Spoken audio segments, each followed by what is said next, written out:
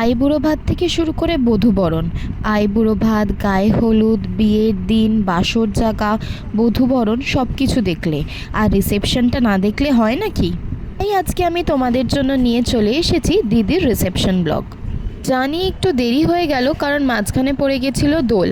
রিসেপশনের দিনকে লেহেঙ্গা পরবো বলে ঠিক করেছিলাম, কিন্তু আর মন আর শরীর কোনোটাই দিল না, বিকজ ওই টাইম থেকে একটা বীভৎস রকমের গরম পড়তে শুরু করে। তাই জন্য সিম্পল আর ক্যাজুয়াল বাট গর্জিয়াস আমার দুর্গা পুজোতে নেওয়া এই ব্ল্যাক কালারের সালোয়ার স্যুটটাই পরে নিয়েছিলাম। তার সাথে বড় ঝুমকা পরেছিলাম আর আই মেকআপটা একটু গর্জিয়াস রেখেছিলাম। বলো তো তোমরা আমার লুকটা কেমন লাগছে? সব বলার আগে আগে দেখে নাও আমাদের রিসেপশনের দিনকে বর বউয়ের পারফরমেন্স কেমন ছিল। জাস্ট আগুন আগুন জ্বলছে, তাই না? এর বর আর বউ দুজনেই কিন্তু জাস্ট ফাটিয়ে দিয়েছে। আমি কাউকে আগিয়ে রাখতে পারবো না, কাউকেই পিছিয়ে রাখতে পারবো না। এই ভিডিওগুলোর সাথে আমাকে ভয়েস ক্লিপ দিতে হচ্ছে, বিকজ না হলে এটা কপিরাইট নিয়ে নেবে। কিন্তু তোমরা যদি ইন্ডিভিজুয়ালি ভিডিওটা দেখতে চাও তাহলে অবশ্যই করে আমার শর্টসে চোখ রেখো, আমি তোমাদের জন্য এই ভিডিওগুলো শর্টসে পোস্ট করে দেবো। বর বউয়ের একটা চরম পারফরমেন্সের পর একটা বেবি পারফরমেন্স ছিল, আর তারপরেই নেমে পড়েছিল বরের শালি কোমর বেঁধে। দি জামাইবাবু যখন এত সুন্দর পারফরমেন্স করলো, আমরা শালি হিসেবে তো আর কম থাকতে পারি না। তাই জন্য আমাদের স্টেজ গরম করতে চলে এসেছিল আমাদের রিমি। রিমি জয়পুর থেকে এসেছিল এই বিয়েটা অ্যাটেন্ড করার জন্য। আর ওর সাথে এই বিয়েটা এনজয় করে, ওর সাথে 2-3 দিন একসাথে থেকে আমার সত্যিই খুব আনন্দ হয়েছে। অ্যাকচুয়ালি বিয়ে বাড়ি বা এরকম যে কোনো অনুষ্ঠান বাড়ি জুটি ছাড়া একটুও ভালো লাগে না, তাই না? এই কদিন সারাদিন আমরা ছুটিয়ে গল্প করেছি, আড্ডা মেরেছি, আর সাথে বিয়ে বাড়ির খাওয়া দাওয়া তো ছিলই। খাওয়া দাওয়ার কথা বলতে গিয়ে মনে পড়লো, তোমাদের তো আজকের মেনুটাই বলা হয়নি। স্টার্টার্সে ছিল গোল্ডেন ফ্রাইড প্রন, 2 রকমের কাবাব, ফিশ ফিঙ্গার ছিল, সাথে ছিল চিজ কর্ন বল, আর সাথে ছিল দুর্দান্ত কিছু মকটেলস।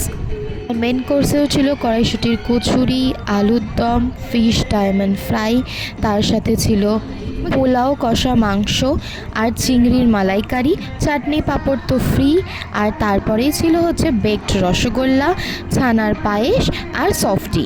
খাওয়াটা জাস্ট দুর্দান্ত হয়েছিল, কিন্তু ওই যে আবার নাচাকোদা করে ফেলেছি অ্যাজ ইউজুয়াল, আমি কিছু খেতে পারিনি। যাই হোক, পরে দিদি আর জামাইবাবুর থেকে আমি এই ট্রিটগুলো আরেকবার করে নিয়ে নেবো।